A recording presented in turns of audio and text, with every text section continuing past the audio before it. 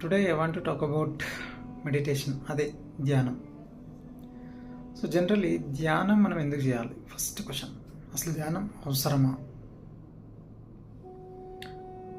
మీరు గమనించారో లేదో, మనిషి పుట్టినప్పుడు మన మైండ్ ఏదైతే ఉందో, మన మైండ్లో ఏమీ ఉండదు, అంతా డొల్ల, ఎంటీ బ్రెయిన్తో మనం పుడతాం.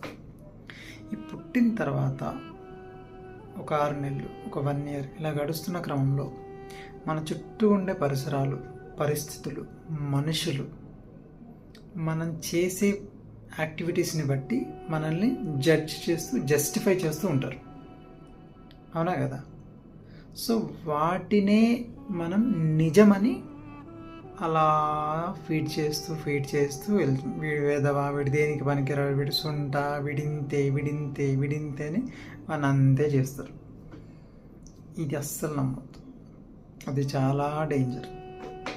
సో ఇక్కడ నేను చెప్పాల్సిన విషయం ఏంటంటే, మనం మన లైఫ్లో ఒక స్టేజ్కి వెళ్ళిన తర్వాత, అంటే ఒక 18 years, ఒక 19 years, ఒక 20-25 అలా వచ్చిన తర్వాత, అప్పటిదాకా మన ప్రపంచంలో మనం చూసిన నెగిటివ్ విషయాలు, మనం విన్న నెగిటివ్ మాటలు, మనం కలిసిన నెగిటివ్ వ్యక్తులు, ఇవి మన జీవితం మీద చాలా ప్రభావితం చేస్తాయి. వాటి నుండి తప్పించుకోవాలి, వాటి నుంచి మనల్ని మనం